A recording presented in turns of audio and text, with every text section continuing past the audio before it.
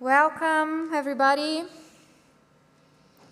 Thank you for joining this session. We are going to talk about adjuvants and sustainability.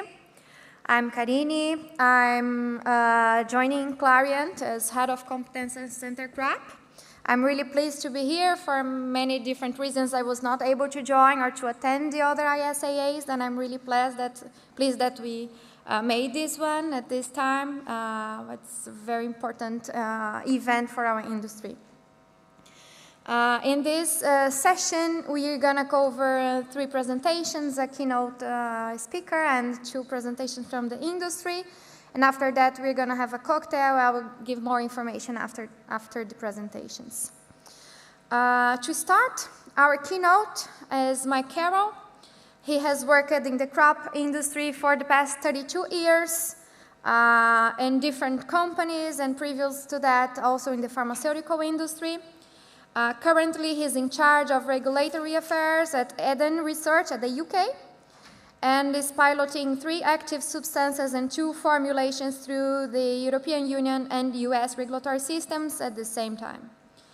Prior to Eden, Mike worked for TSG Consulting, Arista, Dow AgroSciences, and Monsanto.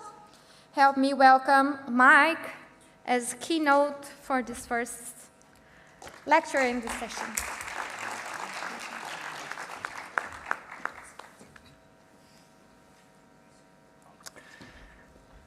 Thank you, Karine. I'd like to thank the organizers of ISAA and David Cameron in particular for inviting me to speak to you today.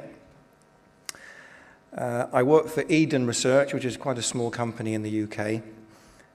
But as Karine said, we've got a lot of regulatory work on at the moment.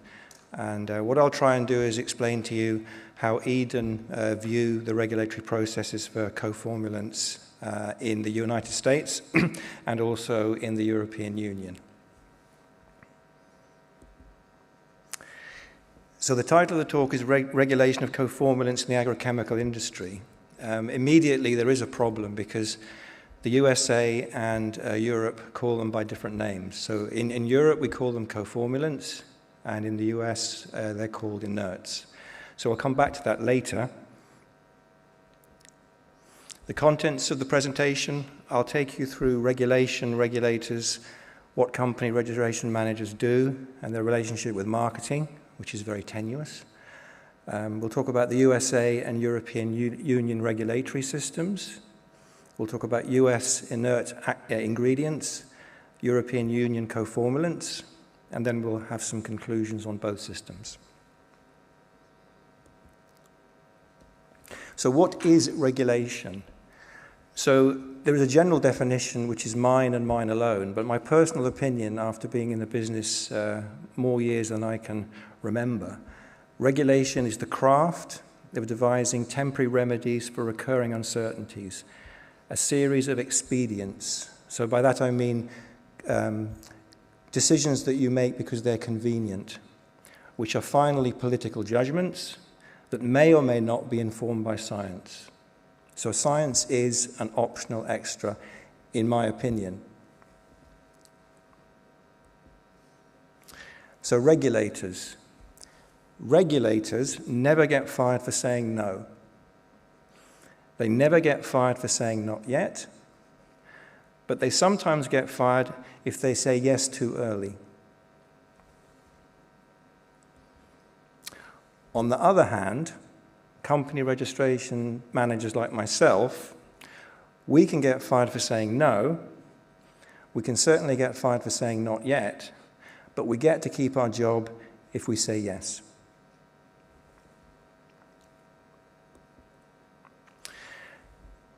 Registration managers have to be like Nostradamus. We have to be able to predict the future.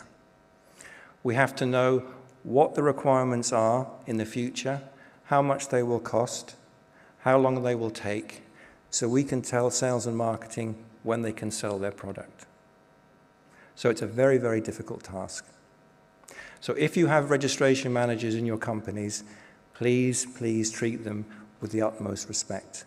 They have a very difficult job. The first rule of a regulatory manager is to do no harm. If you have products on the market and you're asked to change the coformulants in the formulation, you have to be very careful. Because the moment you open a dossier and the regulators can start looking at it again, they're bound to find something wrong. It's like opening Pandora's box. And as you all know, it wasn't Pandora's box, that was a bad translation. The real version is Pandora's vase, but we'll let that stay for the moment. The issue is, once you open that Pandora's box, all manner of problems can come out, and these regulatory problems can impact your products. So you have to be very careful if you start changing things when you've got products on the market. The registration manager sits under the sword of Damocles, and as you know, sword of Damocles was about the tyrant of Sicily, the king of Sicily, who was besieged by a servant who wanted to know what it was like to be a king. So the king of Sicily said, "You can sit on this throne, but above your head will be a sword suspended by a horse's hair." And that is the sword of Damocles. So Damocles, the servant, sat there, and he was perpetually worried because he never knew when that sword would fall. And that's the problem with regulatory systems as they are today. The registration manager must try and predict what the problems are, and many times that's not possible to predict, and the sword of Damocles will fall, and the registration manager has to get out of the way very, very quickly. Regulatory systems across the world are very complicated. So again, going back to ancient Greece, it's like cutting the Gordian knot. Alexander the Great is known to have found this Gordian knot on one of his conquests, and it had never been untied, so he simply took his sword and cut through the Gordian knot. And that's the problem today with registration systems. They're becoming more and more complicated, and we're waiting for our equivalent of Alexander the Great to come along and make things much simpler. But that's highly unlikely in today's regulatory climate. So some of my slides now will become quite text-heavy, but I think it's important to stress all the different issues that we're going to talk about so you have a record of what the regulatory systems are like and what it's like dealing with them. So in terms of regulatory fundamentals, there's a simple phrase you need to remember. It's test what you make and make what you test. So if you test an active ingredient or a formulation with coformulants, you build up a regulatory dossier and you're able to submit it. So that regulatory dossier is based on the formulation and the coformulants that you have used.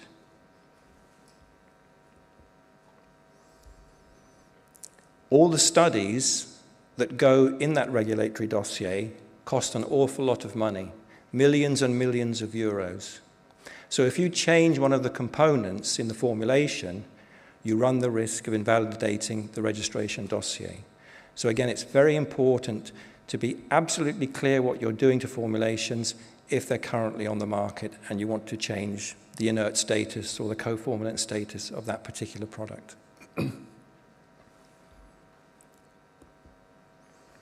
So let's look in a little bit more detail about new inert ingredients, or coformulants as they're called in Europe. The ultimate question of marketing is, when can I sell my product? And it's the most frightening question for a registration manager. Because as I said at the beginning of the talk, you have to predict the future, and that is very, very difficult in today's regulatory climate. So let's look at the USA and European Union regulatory systems. First off, the USA. Now, this slide looks at active ingredient and formulation registration in the USA. And I don't expect you to understand it or go through it at this point. It's just there for reference. But it's a very streamlined system. FIFRA is the regulation or law that governs US registration of pesticides. The reason it's a streamlined system, and is probably the best one in the world today, is because in the US they've been registering pesticides and regulating them for over 100 years. And that may be a surprise, but it's actually the truth. So they've had over 100 years to work out what's the best way of regulating these particular products. And I think they've done a pretty good job of it. One of the issues with all regulatory systems is resourcing, and that is an issue that affects the EPA today. If you look at the European system, you can see it's a bit of a jumble. There are lots of lines that cross each other. There's lots of legislation. So at the top, across the top of the slide, you can see you've got the EU registration process under 1107. That's a regulation. You've got the MRL regulation. You've got the classification, labeling, and packaging regulation. And you've got the REACH regulation. So all these different regulations impact the registration of plant protection products in the European Union. And they're not quite coming together in the right way, because they were all done semi-independently.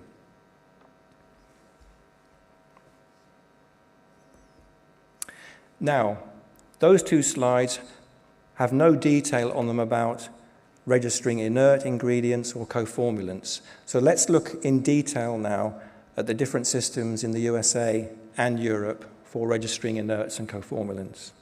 So in the USA, they are inert ingredients. And the US EPA defines them. Inert ingredients, coformulants is a better term, are as important in the end-use products, the formulations, as the active ingredients or the active substances, as the Europeans call them. Inert ingredients are intentionally added to end-use products, but do not have active ingredient pesticidal activity. There are some examples of the different types of inert, and inert ingredients must be approved by the US Environmental Protection Agency before they can be used in end-use products. And there was an example of that in the previous presentation on the polymers in the seed treatment. The Office of Pesticide Programs Registration Division controls the registration process in the US EPA system. But when you're dealing with inerts, there's a special branch, CTAB, Chemistry Inerts and Toxicology Assessment Branch. So those would be the people you would deal with if you were bringing a new inert through the registration process. So, inert ingredients. We mentioned FIFRA, and FIFRA is the Federal Insecticide, Fungicide and Rodenticide Act, and regulates inert ingredient use in pesticides, but it also regulates the whole pesticide process. The inert approval process is critical for the registration of new or modified end-use products containing novel inert ingredients. And the US EPA classifies inert ingredients in three ways: food use, non-food use, and fragrances. Approval of an inert by another agency like the US FDA, Food and Drug Administration, helps in the registration of inerts, but it doesn't guarantee registration. The US EPA must conclude their own evaluation of that inert.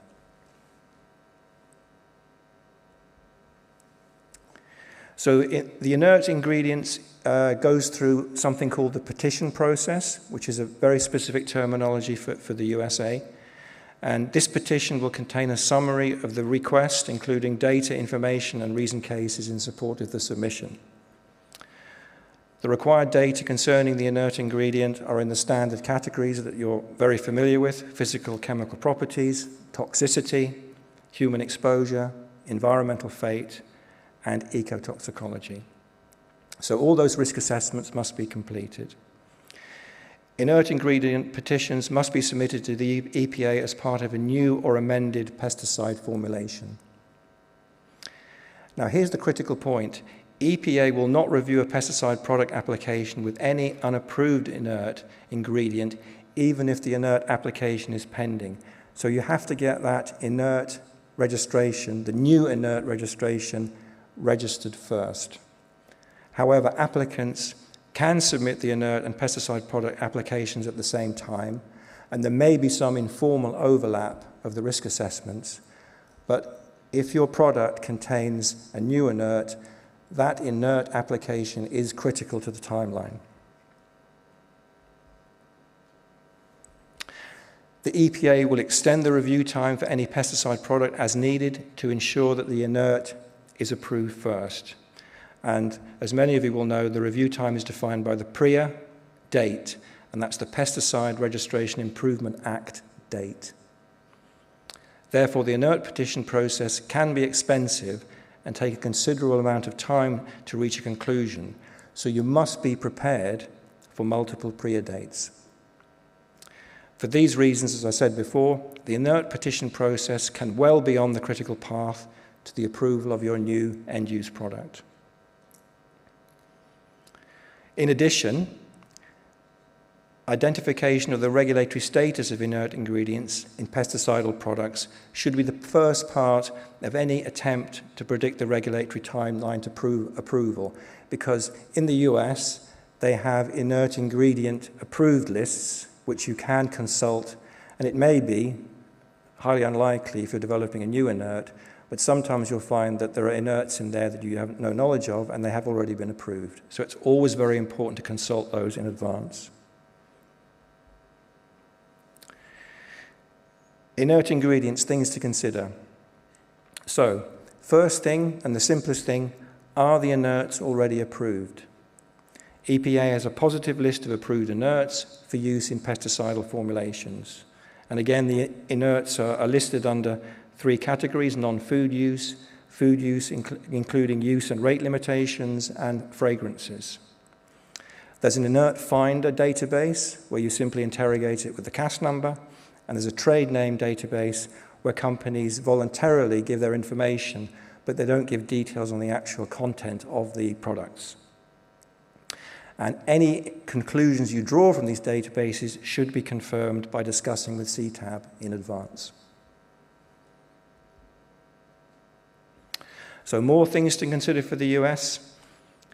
If we look at the Pesticide Registration Act, Enhancement Act rather, PRIA is now in its 4th version, Pesticide Registration Improvement Act version 4, and PRIA requires EPA to review registration petitions and make regulatory decisions in a specified timeline with specific fees for the work done. There are 16 PRIA 4 categories concerning inert petitions, and the review timelines and fees usually depend on whether the petition is for a food or a non-food use. And obviously a food use would take more time than a non-food use. The review times vary from a few months to 2 years, and the fees vary from a couple of $1,000s up to over $600,000. And of course those fees change, i.e. they go up probably on an annual basis now with 10% inflation. Small businesses may qualify for a reduction. We also must consider the Food Quality Protection Act, FQPA, from 1996, and that's where the EPA set tolerances, i.e. residue levels. So in the US, a tolerance is equivalent to the MRL. There are also tolerance exemptions, whether they're exempt from a limit, and that's also similar to the MRL exemption in Europe. And you've got the different use categories there for the tolerance exemptions. So if you can, it's very good to get that tolerance exemption, but obviously that will add extra time to the timeline of development of your product. And as I said before, the final database, the trade name ingredients database, it's a voluntary database that provides information confirming the approval status of an inert ingredient without giving away the confidential business information. And as I said before, any conclusions you draw from those databases, please confirm them with CTAB. So conclusions. The US has a positive list of improved inert ingredients, and that's very helpful. Inert ingredient status may attract additional regulatory requirements because, as we know, many inerts are not quite totally inert. So make sure your new inert is truly inert. It's a very fundamental question that the EPA will ask you. You can use data and other evaluations from other agencies, like the FDA or from the European Union, but they will only be supportive. There is no mutual recognition. because there are different legal systems involved between the United States and Europe. And be prepared to generate new data on the new inert for an extended review time. So now let's look at the European Union. So now we go back to the term coformulants. So let's look at the legislation. Now, in contrast to the USA, which has been registering pesticides and the coformulants or inerts for over 100 years, Europe is relatively new to this process. And a European-wide system of registering the active ingredients has only been really in place for about 30 years. So the USA has got 70 years or more head start on Europe. So it's not surprising that the system in Europe is not quite as straightforward as that in the USA. So if we go through the different legislation, you have the Plant Protection Products Regulation 1107, which has been amended, and that's under the control of EFSA and the member states. So EFSA being the European Food Safety Authority, based in Parma, Italy, and then you have the 27 member states who can also add or subtract whatever they want from the particular evaluation.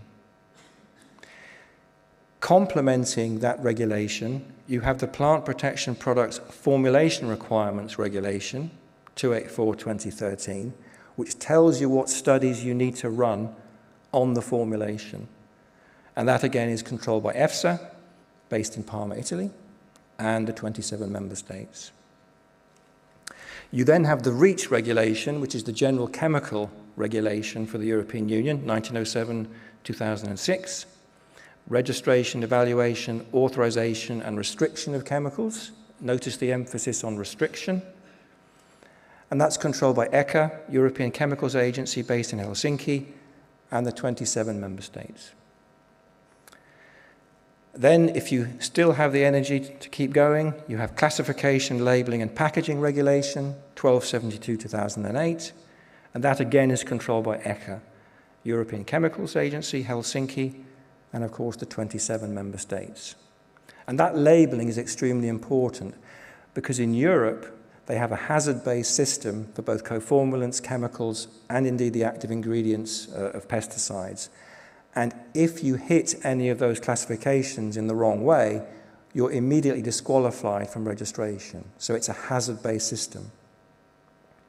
And of course, the member states reserve the right, the 27 member states reserve the right to add in or subtract whatever they wish to the evaluations. Now, some of these slides are getting a little bit dense in terms of text, but this provides you with a reference so that if you're in situations where you're discussing the regulation or the regulatory processes for Europe, you can see roughly where you have to be going and in what direction you need to take. So if you look at 1107/2009, which is the pesticide regulation for Europe, they cover substances or preparations in Article 2 which are used or intended to be used in a plant protection product or adjuvant, but are neither active substance nor safeness. So basically, those are the coformulants. So 1107 covers coformulants. And Article 2 also goes on to talk about coformulants in adjuvants. So adjuvants are sold as separate products but containing coformulants. They are also covered by 1107. But resource restrictions within the European Union have reduced the impact of 1107 on those two particular categories.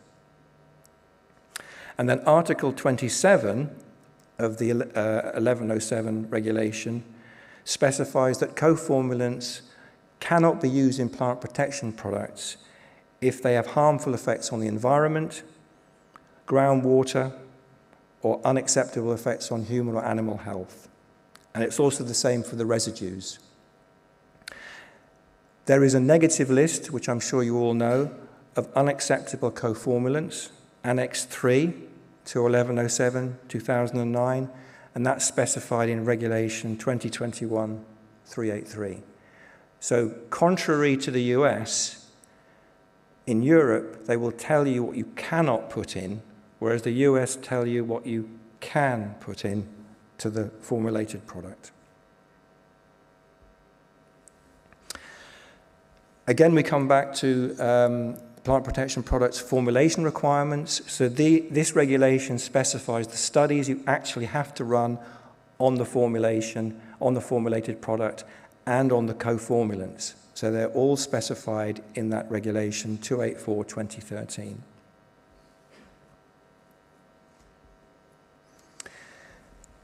Then we come to REACH.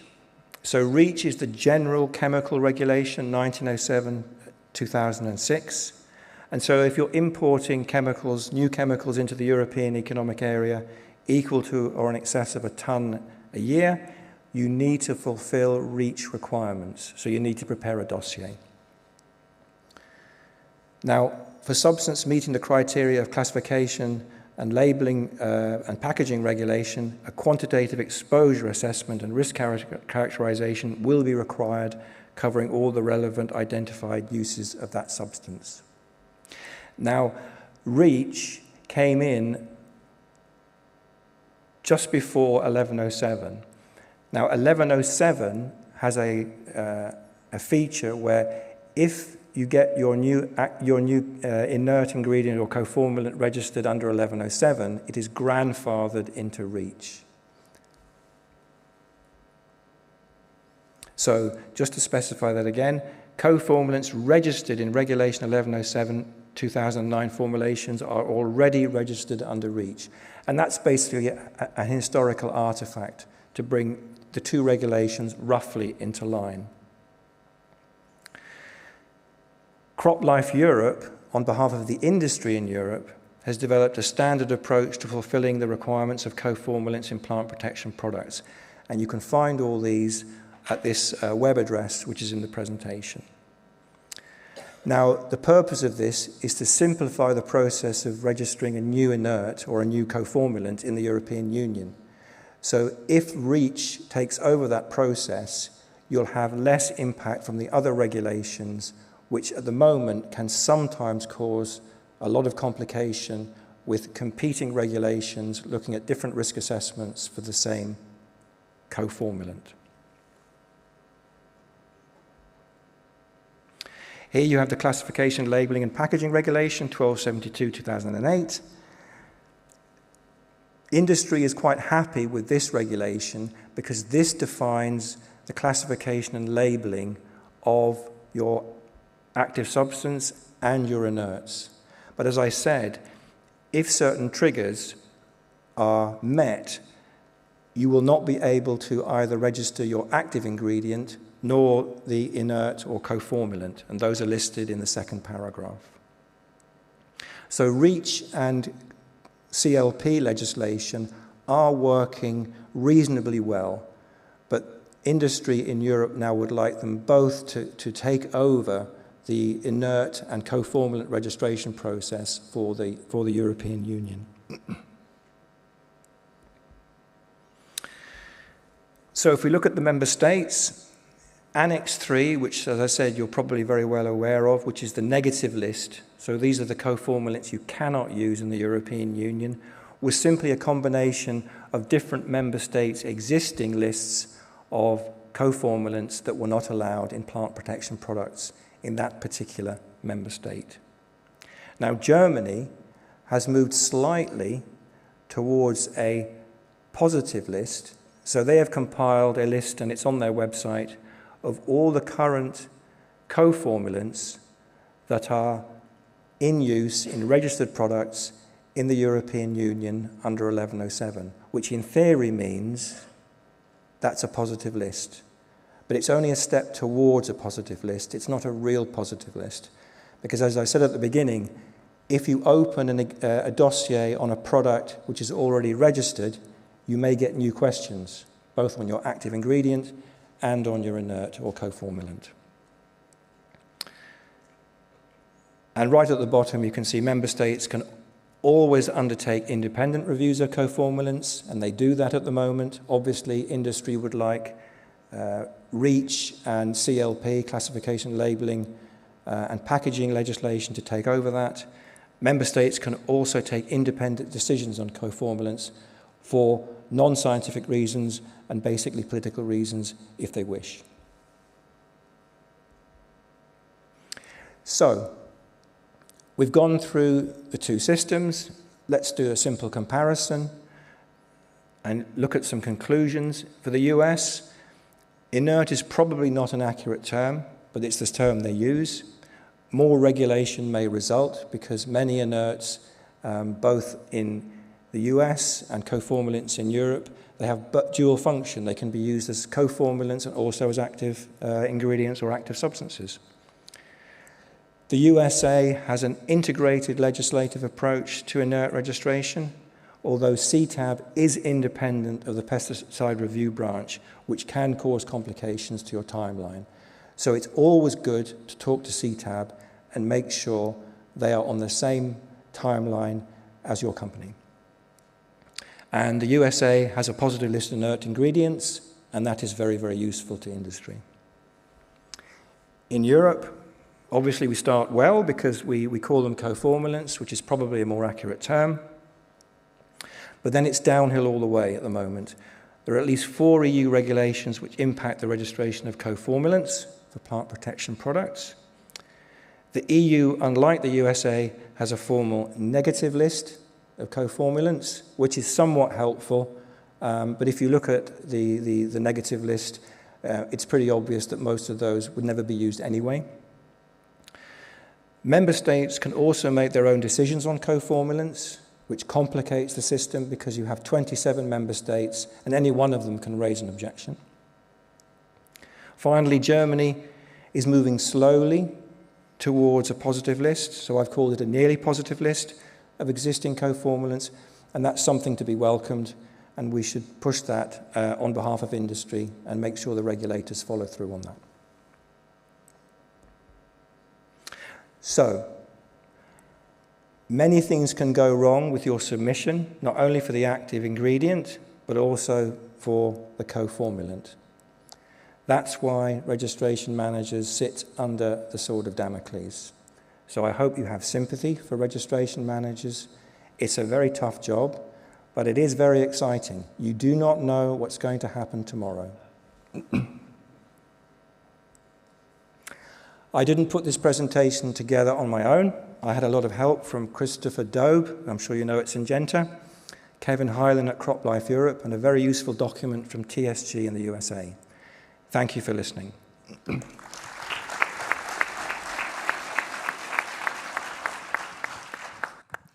Thank you so much, Mike. Such an important topic for us as we are trying to innovate in our industry, and regulatory is something very important.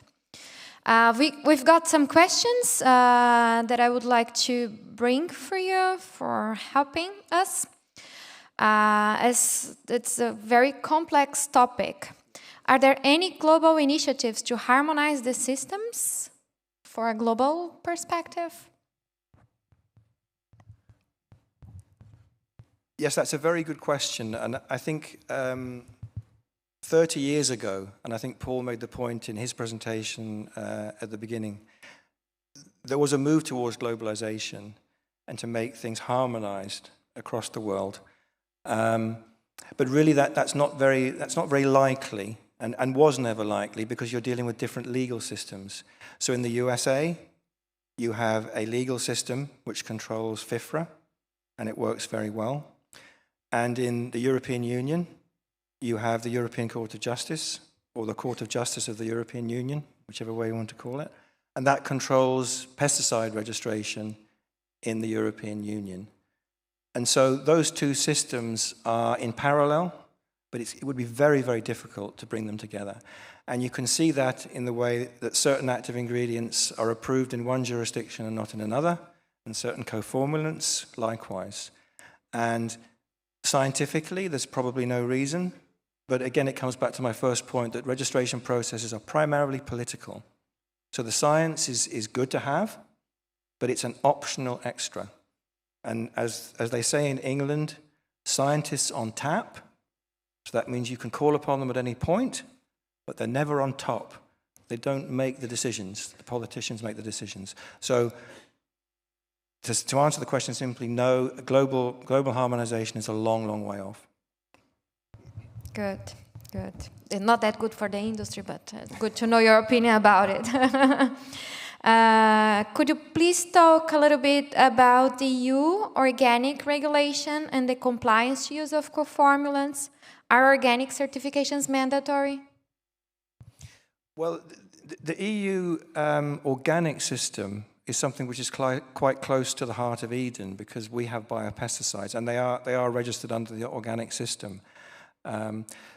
So you make an application for organic status and you comply with the current regulation and you get that status. As time goes on, the regulations change, and it comes back to my point about Pandora's vase or box, whichever you want to call it. The moment you open a dossier, which in the past was acceptable, you can see new problems developing. So the organic registration status is very important, but it suffers, I think, from a lack of resources at the moment. So a lot of organic status was given many years ago, and it's simply grandfathered in. I think it's every year they republish the regulation, but they may well do a review of that. And if they get the resources, that would obviously call into question a lot of those organic registrations. But it's a very difficult area because, again, it's also political. I mean, there are things that are quite obviously not organic, but they are given organic status. So, again, you have to tread very carefully in that particular area. Taking the opportunity, do you see there is any chance of the US organic regulations change, allowing the introduction of new synthetic inerts? As currently, from this question perspective, is it something impossible? Yeah, I think, well, US legislation probably won't change directly, but their interpretation of existing legislation may well change. And the US system is primarily pragmatic, but it does suffer from a lack of resources. So when I kept talking about timelines in my presentation, it wasn't just about the evaluation of data, whether it shows a good or bad result. It's simply about the US EPA being able to get to your dossier and review it. And I think one of the issues we have as an industry, whether we're in the active ingredient or in the co-formulant industry, is to increase the quality of our dossiers so that the regulators can process them quicker. Because you can sense that with registration in Europe, it's obvious that there's not enough resources. But even in the US, they don't have enough resources to do the things they want to do.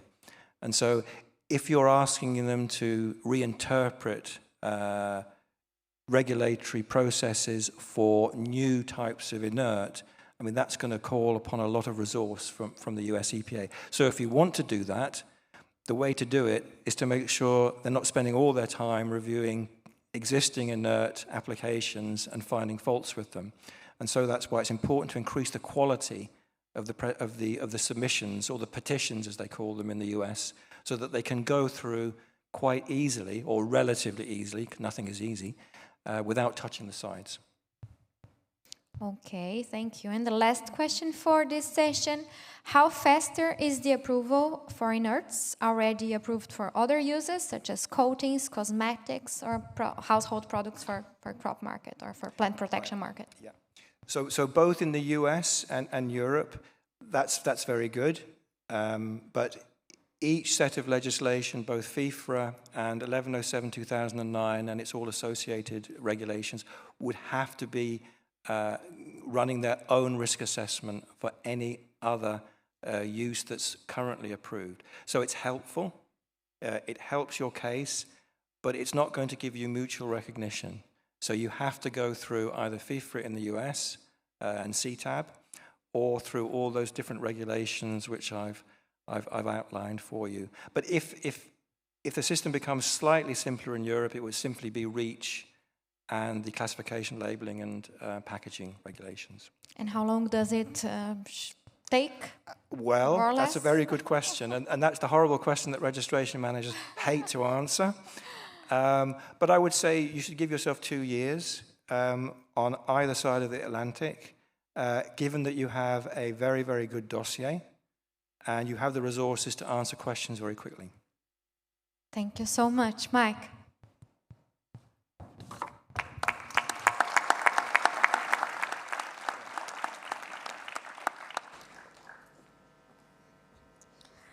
Well, for the next section, our next speaker is Antoine Villard from Solvay.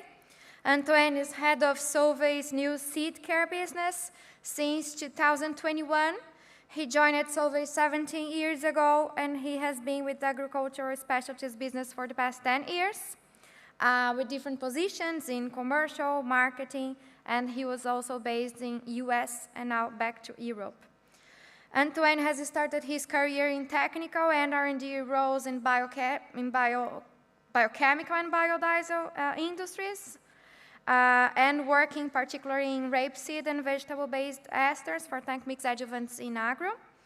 Antoine holds a master's degree in physical chemistry and postgraduate degree from Rice University in Houston. Then thank you for coming, Antoine.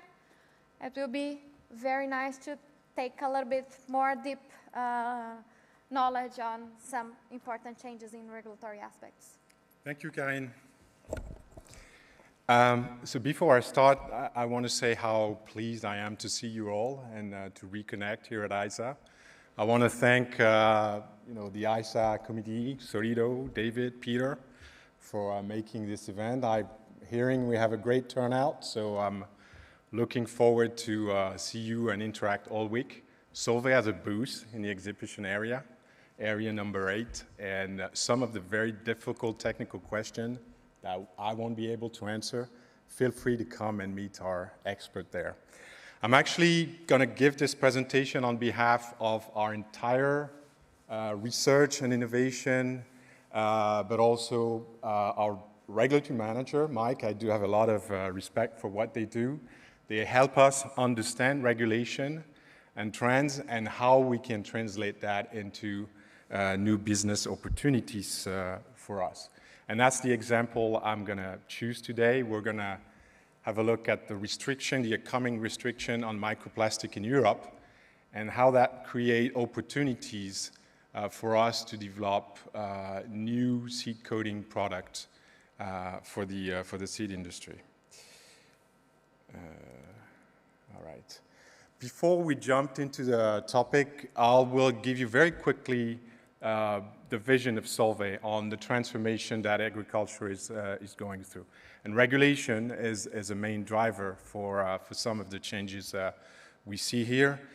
I will try to then give you an overview of the definition, scope, and updated timelines of the upcoming restriction on microplastic, and then jumping into an actual concrete example that we've been working on in Solvay on designing a new seed coatings for the European corn industry that meets the requirement of this restriction. And finally, maybe open up with perspective on what's next. Beyond microplastic-free, we see increasing trend that will ultimately translate into regulation for on-seed biologicals, biodegradable coatings, and then we can open the floor to questions. Very quickly, what we see in the marketplace, and Solvay has been, I would say, a partner of ag formulator for the past 50 years.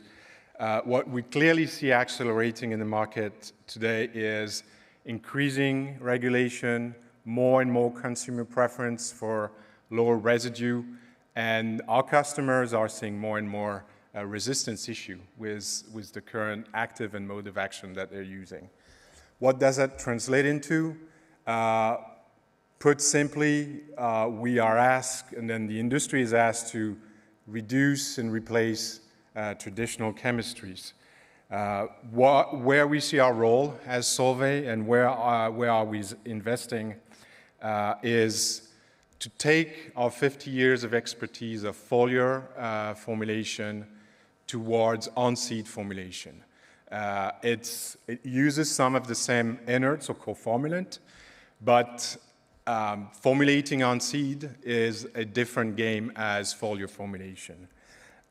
New mode of action, such as living microorganism or microbials, needs to be formulated. And again, it's new skills, new competencies compared to traditional ag formulation.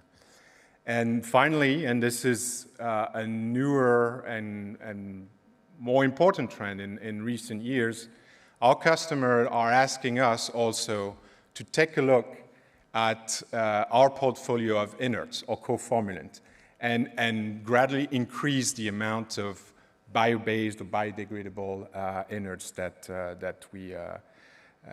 that we put on the market. So we are investing. We have invested into a dedicated site located 60 kilometers south of Paris, dedicated to seed care center, to seed care technologies, with manufacturing, R&D, supporting seed and biologicals. Seed coating and enhancement, which are the key of our formulation expertise. We do perform standard industry tests to qualify the quality of our formulation on seeds. We do have the ability also there to provide technical support, recipe development to our customers who are people treating seeds. And we do also have invested into biology expertise. We have 7 germination chambers to conduct seed safety, compatibility, germination test with the formulation that we apply on seed. So before we jump into the subject, I want to spend a bit of time on the scope and definition of microplastic before we look at the current timeline of the restriction as we see it. So what does the proposed restriction says? The restriction on microplastic says no product that contains more than 0.01% of intentionally added microplastic shall be put on the European market. By put, it means sold, manufactured, distributed, or used. Intentionally means that it has to be part of the products that is put on market. A tire that will be used on the road is not considering as intentionally put microplastic. So the abrasion product resulting from tire wear will not be in the scope of microplastic.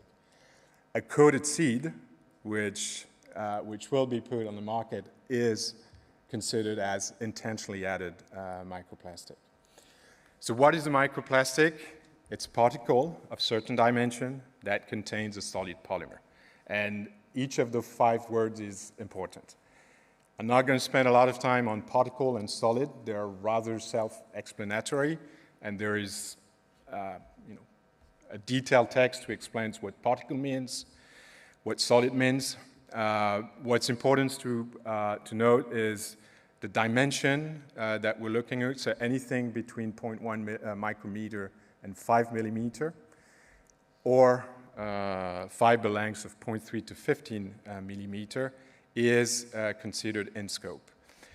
A solid, so polymer, we're using here the rich definition of a polymer, which is any substance with a monomer sequence above 3. And containing can mean 2 things. In the case of coated seed, which will be the topic we'll be discussing, we mean a continuous solid polymer surface that coats the particle. So where are we on the timeline, and when can we expect these restrictions to come into force? According to our legislative expert in Solvay, who are monitoring and following the subject closely, where we sit today, we're looking at a 8 to 12 months delay compared to the initial timeline that was published. It is starting to create some friction internally in the European Commission in the sense that members of the European Parliament are pushing the Commission to come up with an updated statement on where are we with the publication of this restriction. And it's a political topic, but it's high on the agenda of the European Commission because it's one of the most ambitious to date restriction published by Europe. And Europe wants to make that a flagship restriction or piece of legislation of their European Green New Deal.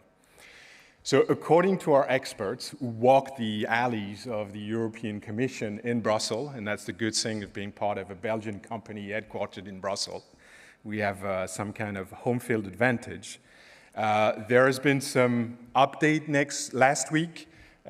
Commissioner Breton, who is the Commissioner of the Internal Market, has issued an official statement to members of the European Parliament who were expressing their concerns about the 12 months delay.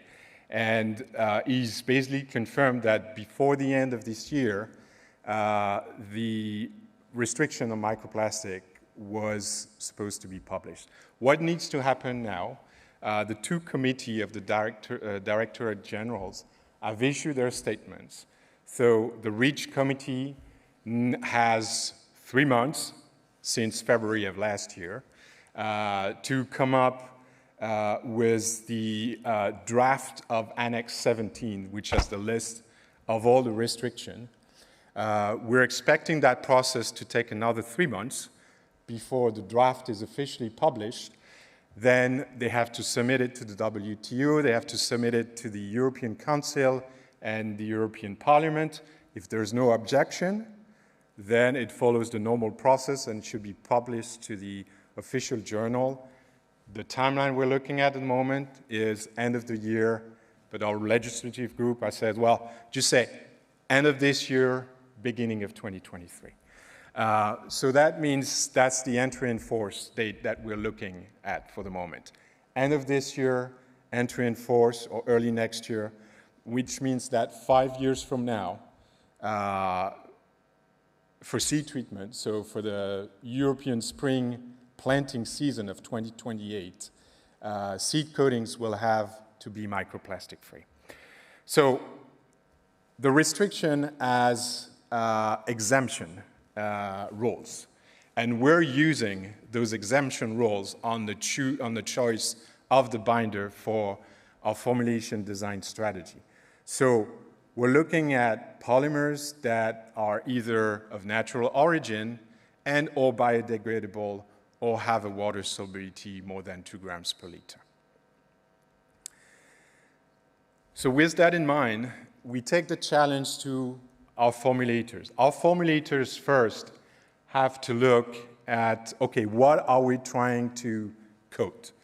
And in order to understand that, we have to look at the science of seed surface, because each seed, each crop is different in size, morphology, and surface surface property.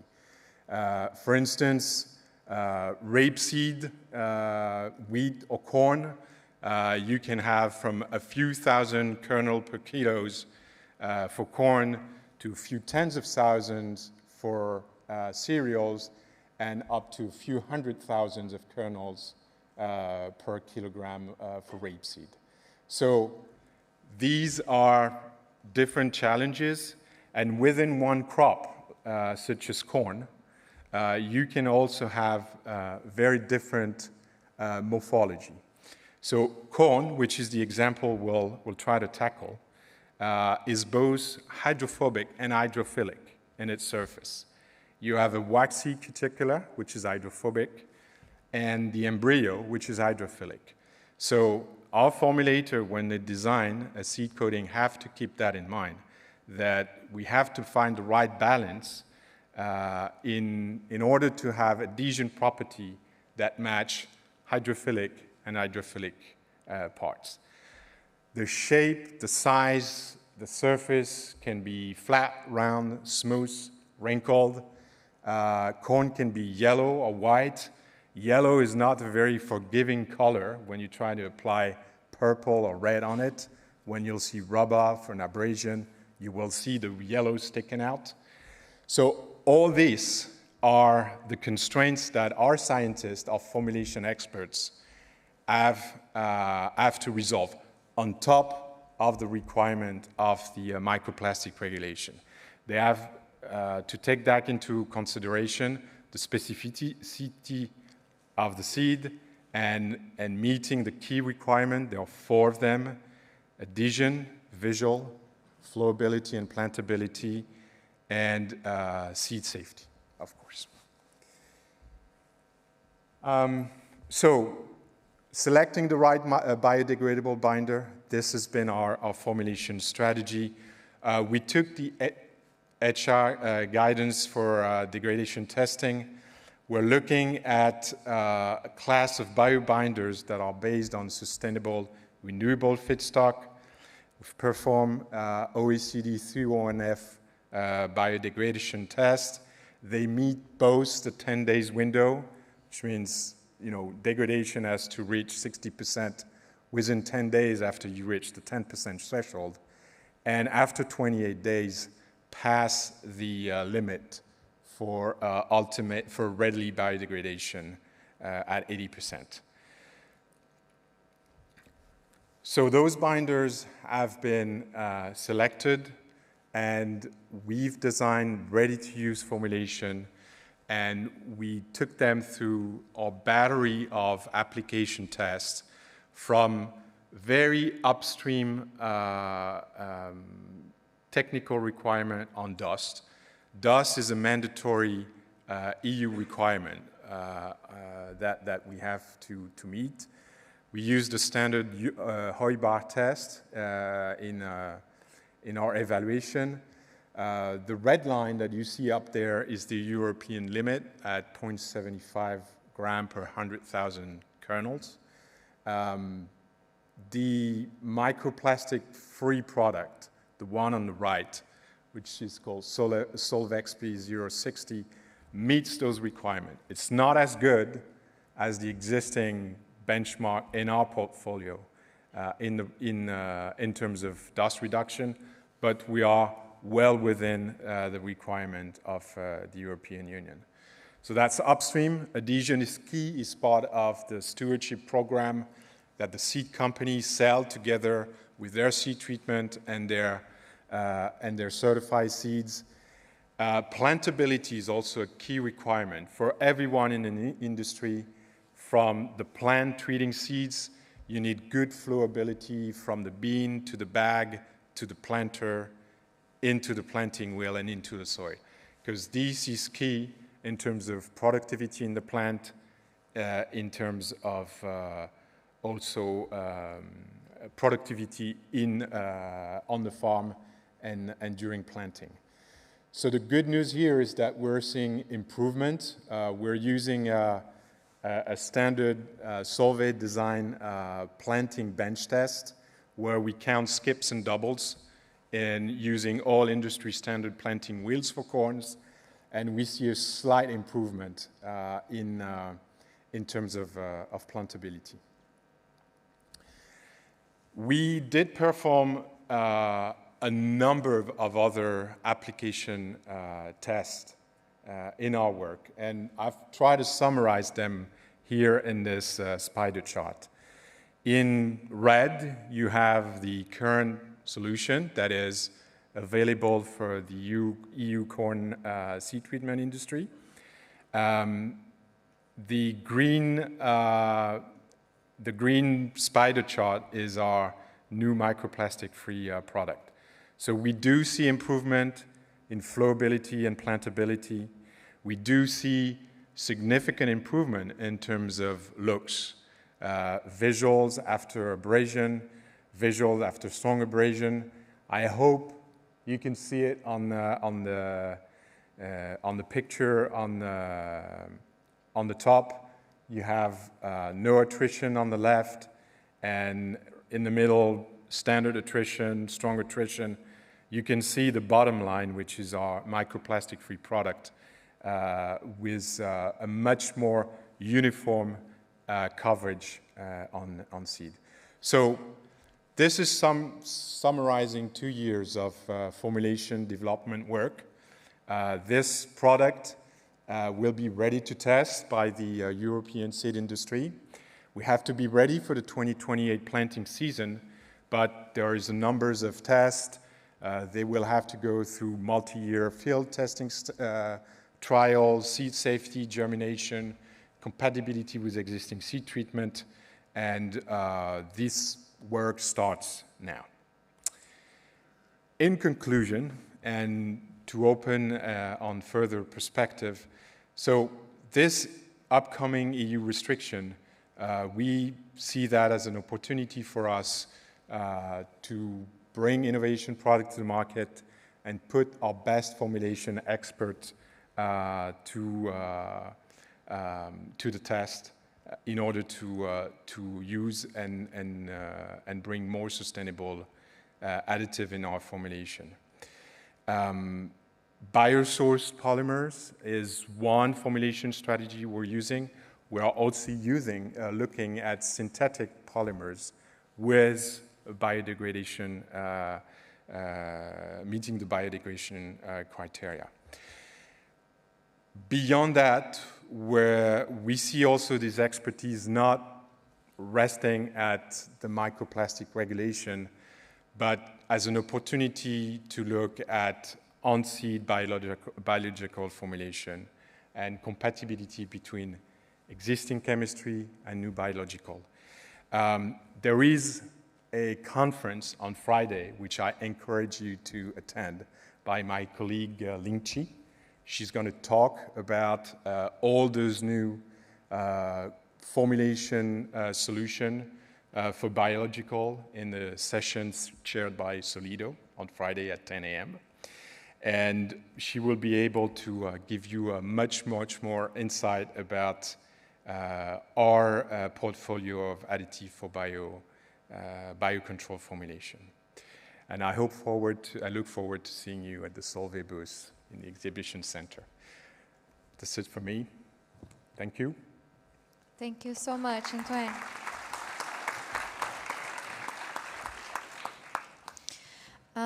Thank you. We are a little bit tight in time. Then I will drive for one specific question that was brought forward from the audience. The question is, are film-forming acrylic resins considered microplastic in seed coatings application? There are similarities with the standard coatings. Oops, it just moved it here. Resins that are not considered raw material due to the changing properties of final film versus dispersion? I will have to go back to my expert to answer that question, but as long as those acrylic resin product meets the rich definition of a polymers, they will be exempted if they are either of natural origin. I'm guessing not. So in that case, they will be exempted if they are biodegradable or if they have a water solubility of more than 2 grams per liter. And I see Mike nodding, so that makes me feel better. But usually for seed coatings, binders with solubility, with high water solubility, usually will be hard to formulate. We're more looking for lower solubility type product. Okay, thank you so much. Thank you.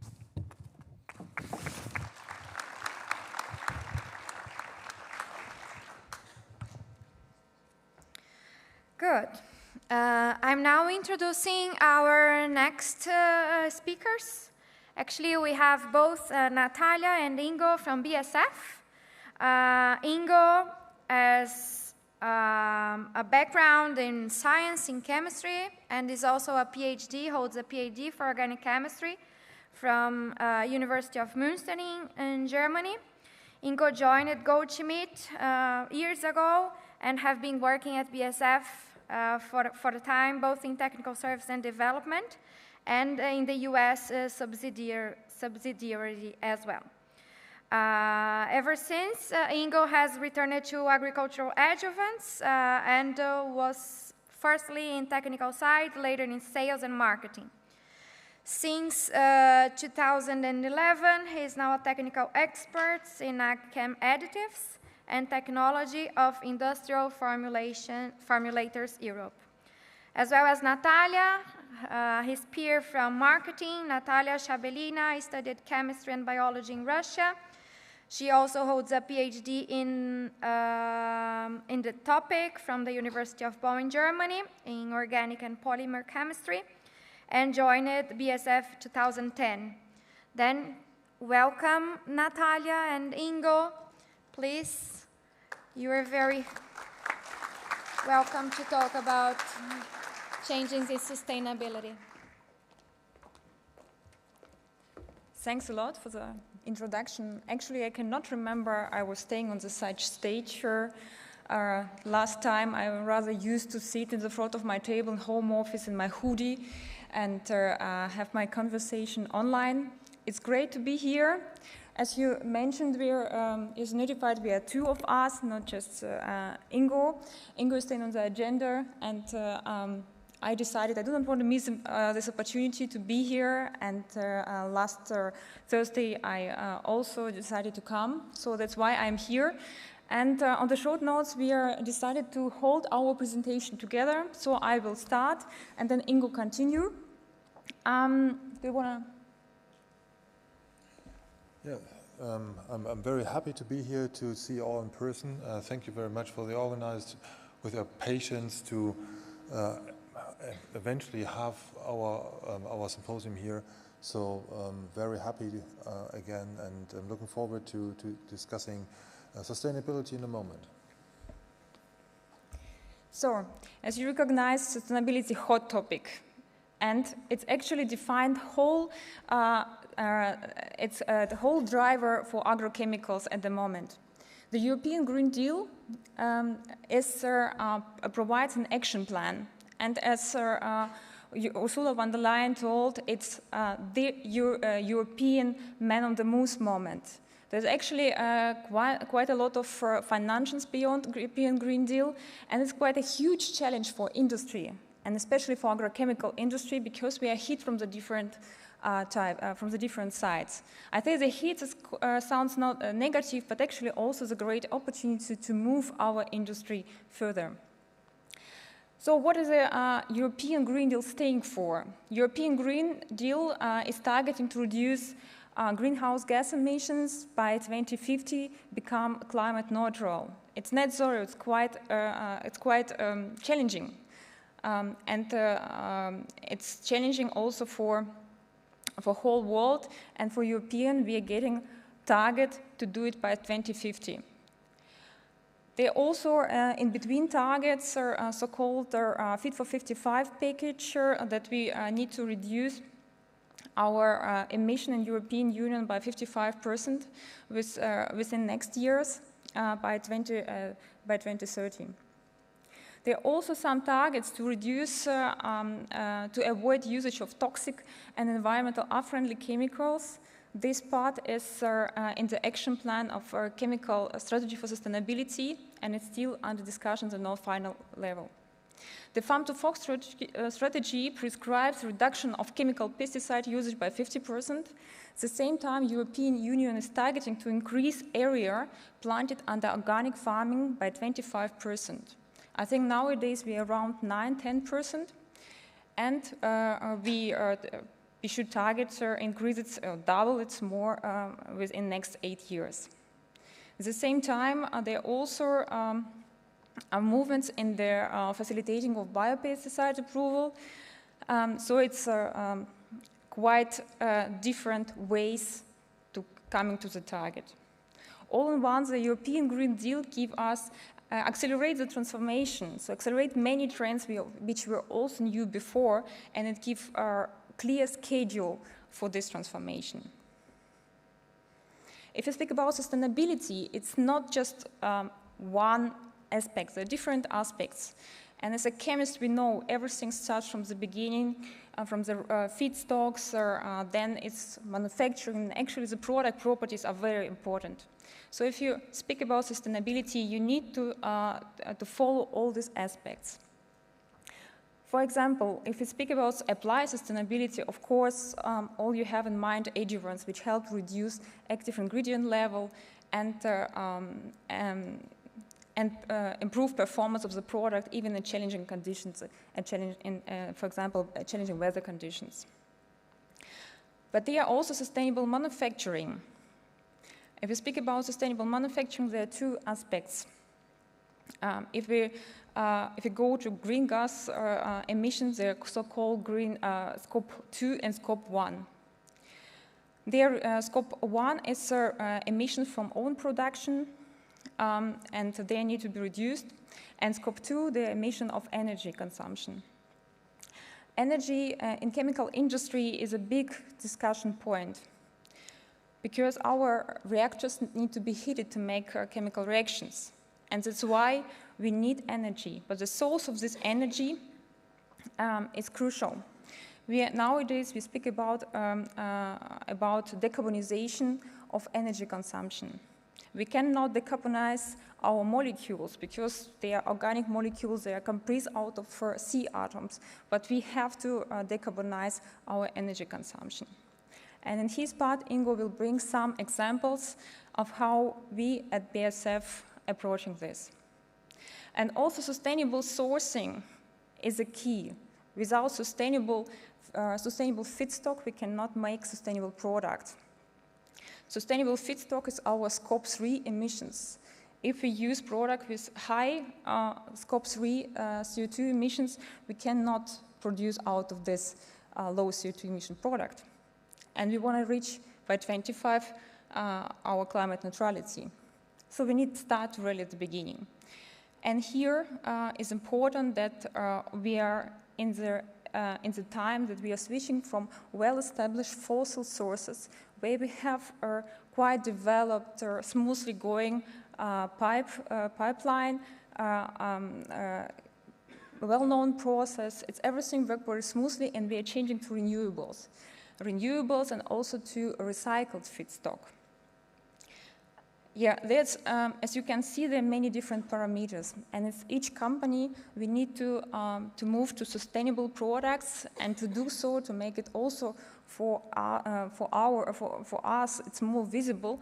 We steer our portfolio, just to be sure that the products we develop at the beginning in innovation pipeline today, that they're sustainable and fulfill requirements of their sustainable, not just performance requirements for the future, but also sustainable requirements. So let's start with sustainable sourcing. I split it all feedstocks, so you can do it different way. I decided to split them on fossil, renewable, and also primary and recycled or waste. In some literature, you can also find them called secondary feedstocks. There, as I mentioned, the naphtha and natural gas are sources, well-established source, and there are many products in our industry, our working horses, coming out of this feedstock. Of course, the easiest way is to say, okay, we remove all this product, but it's not working this way. That's easily. We need these working horses just to during also transition period. But somehow we need to reduce fossil usage needed for this product. And I show you in a minute how we do this. There are also some renewable products, primary renewable products, such as feedstocks like sugar, ethanol, plant oils, and they develop over the last year very strongly. It's not just about chemical production, but they're mainly about biofuels. We see the huge growth on the renewables. Here you can say, okay, good, renewables are fine, but we've seen within last years there are also challenges bounded with this. Even they're renewable in itself are sustainable. Actually, the plants are assimilating CO2, and carbon footprint of such products is lower.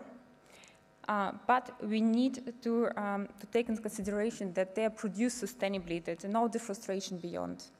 And of course, if we speak about primary renewables, they are always competition with the food chain.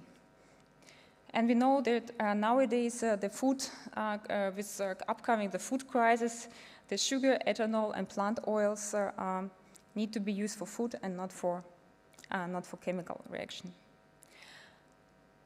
What could be solution for this? For example, recycle the waste feedstocks. In case of renewable, there would be biomass and bionaphtha, which are produced out of the residues out of agriculture, out of forestry, and they are also directive from European Union, which describe which source allowed to be used. These products, these feedstocks, they do not interfere with food chain, and they actually contribute to circular economy. So we can really use we can use waste and make out of this valuable products. In terms of secondary or waste feedstocks from fossil sources, they would be plastic, recycled plastic. As was mentioned in the first keynote session, there are many companies, refineries are moving out of naphtha production, and one of the ways is to produce pyrolysis oil out of, for example, of the mixed waste, and use pyrolysis oil instead of fossil naphtha. So the key of the development in feedstocks is that we need to use less fossil resources, less primary fossil resources, and move to secondary resources and use what we have already there. Let's go very fast through some examples. What we have in our company, how we address these points. And so first of all, as I mentioned, okay, the key is to save fossil resources. We have many bio-based products, and we thought, okay, it's actually not the bad idea to make it transparent what is the bio-based product they are and which content of bio-based in each product is. Because in primer days it was bio-based, and you can actually put in bio-based everything. But what is the bio-based content? It's important to make it transparent. Palm kernel oil is a key raw material for our industry, for surfactants industry. But palm kernel oil express very nice dilemma between renewable and sustainability. Not each palm kernel oil is sustainably produced. And a RESPER certification roundtable for sustainable palm oil ensures that palm oil was produced sustainably. It means there no deforestation, no planting on peat was involved.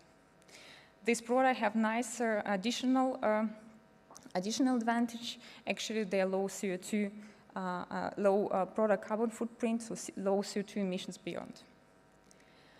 And we as BASF, we are advocating for a RESPER. We are the member of a RESPER roundtable of sustainable palm oil since 2004.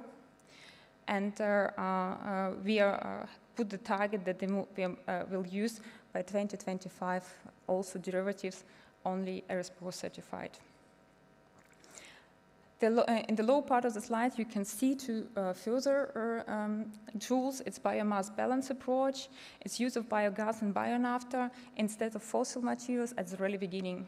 I will tell you more about how it works on the next slide. And also chemcycling means converting plastic waste into pyrolysis oil and also feed at the beginning. So, as I mentioned, if we speak about sustainability, we need to start at the really beginning, with basic chemicals. Currently, we use a lot of natural gas sourced products like naphtha. And this part we partly replace them part by part by adding into the cracker other raw materials like pyrolysis oil or bionaphtha. Advantage of this that we can use our assets. So actually we can bring this product to the market quite fast. The product goes through the same plants, and at the end we allocate amount of the raw material, sustainable raw material we put at the beginning, whether it's a recycled plastic or biomass, to the product what we have at the end. Additional advantage for our customer is that this product from its quality the same. They have the same specifications, they come with the same reactor. There's actually no compromise on performance. So you do not need to start your formulation development from the beginning. As I mentioned, there are some working horses in our industry which are important for us to keep them. Even they are traditionally produced from fossil sources, there's a way how we can produce them on from different material. Here also two further examples. I already mentioned bio-based products. Here I do not speak about biomass balance, really bio-based products. And we split our additive portfolio in 4 categories, showing our customers what the bio content of the product is. And they are wholly bio-based. For example, it's our alkyl polyleucoside. They are really over 95% of carbon coming from renewable sources.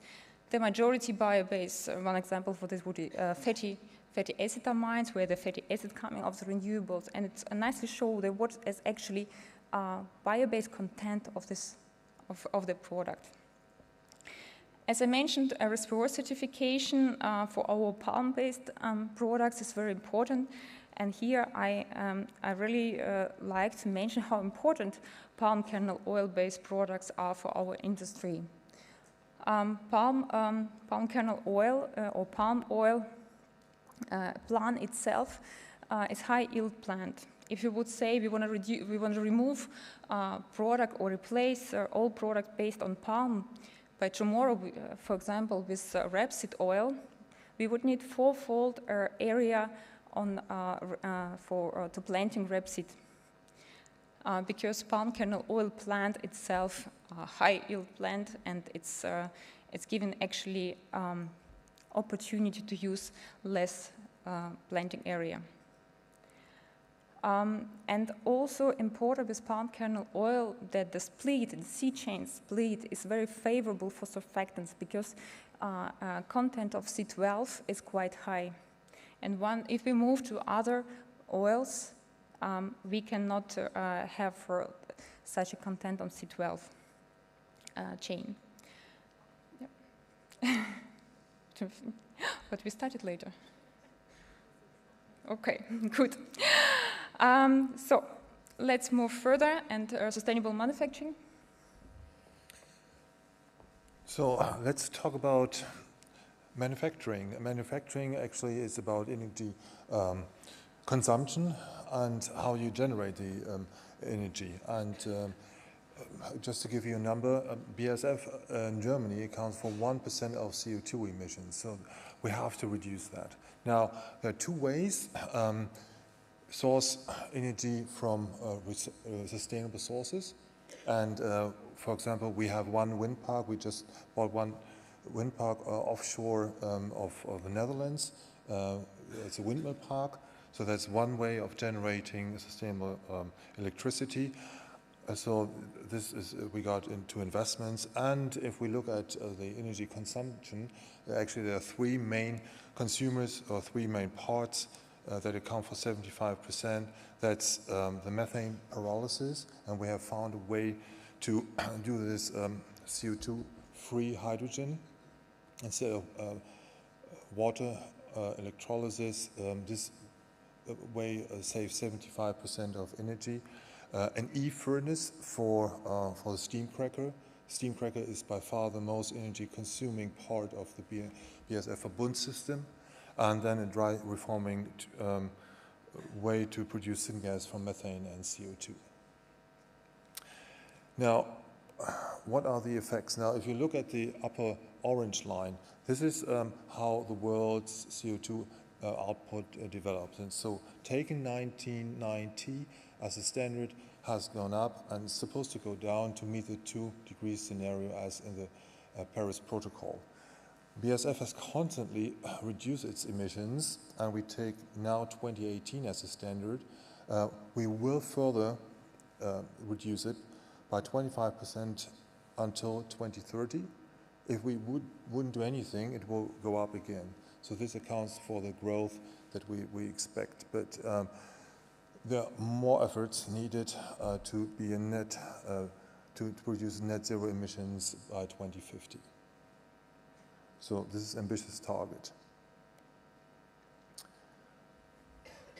Now, how are we going to achieve this? The next step is manage our product and product portfolio and development.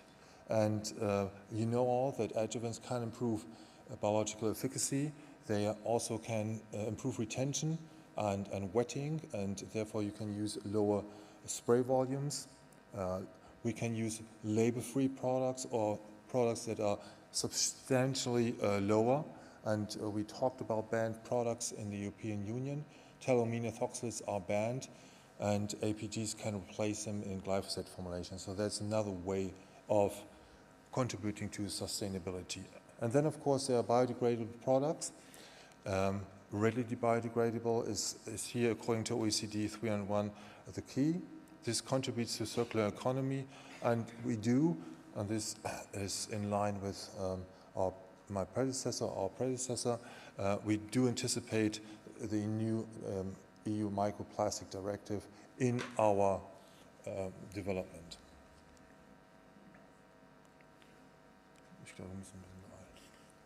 So very short on the portfolio steering. As I mentioned, we have a tool to steer our portfolio, and it actually we identify the products which have sustainable advantage, and we call them accelerators. And we have the products which have sustainable deficits. We call them challengers. And we put our target that we want to achieve certain sales level by accelerators, and we remove challenges out of our portfolio within 5 years after they were identified. And we already see the market pool for sustainable products, because last year our sales with accelerators were only 16.7 billion euros, and in 2020, in 2021 we already achieved the target by our target and sold more than 24 million accelerators with more than 24 billion euros. So for sustainability, we can really see that the market pool is coming. It's not just about what we want to push to the market, also sustainability needs. There are some examples of sustainable products. Due to time, I will not go into details. To conclusion, I would like to say that as you have seen in the presentations, holistic approach, we need to go through the whole chain and start really at the beginning, not just make some attitudes at the end of the product, but start from the beginning, from the feedstocks, from the process, and optimize the whole chain, and needs portfolio to make sure that we'll be there what we want to be in the future. Thanks.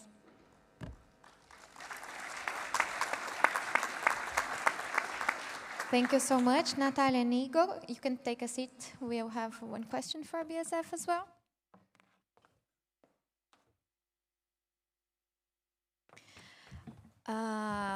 One question that we received from the audience is, as only 21% of the total palm oil is sustainable, how is BASF, as part of RSPO, pushing to get 100% sustainable palm oil?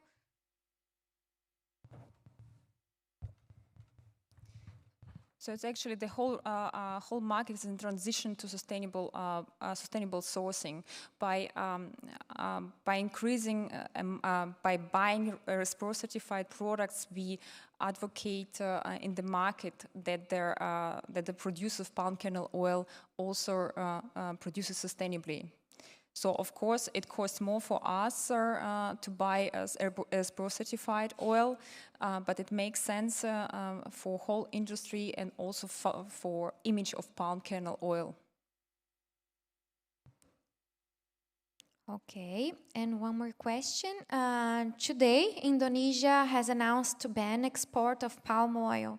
Can palm oil be replaced by other vegetable oil like rapeseed oil? Well, there's a certain difficulty because palm oil and palm kernel oil contains C8 and C10 fatty acids, and this is a key raw material, for example, for solvents. To a certain extent, this can be compensated by coconut oil, but there's only a limited amount of coconut farms. So if that comes to effect, there's definitely a difficulty to source C8 and C10 fatty acids. Thank you so much. As a final thank you from ISAA organization, I will give some gifts for our keynote speaker. Thank you, Mike. Thank you very much. And for our presenters.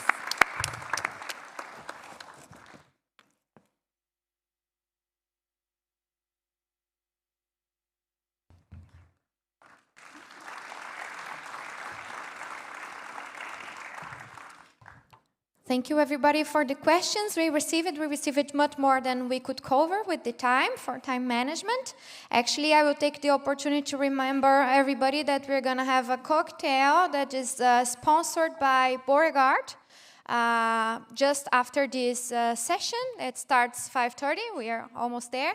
And I'm inviting Beauregard to speak a little bit.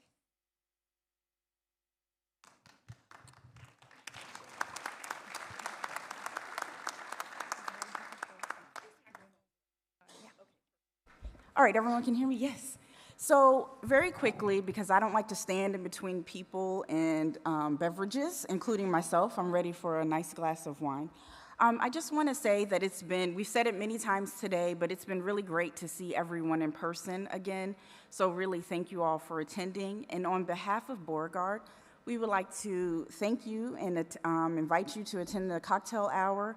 And we will have some brochures on the tables. Please take a second to look through them if you get a chance. If you have any questions, myself and several of my colleagues will be in the room. We will be more than happy to chat with you. And also, please, on Friday, take time to come to the talk given by my colleague Rebecca Blell on microfibrillated cellulose. So with that being said, I think I took 2 minutes. Thank you, and let's have a good time. Thank you so much. Thank you for the day. Enjoy the cocktail. See you tomorrow.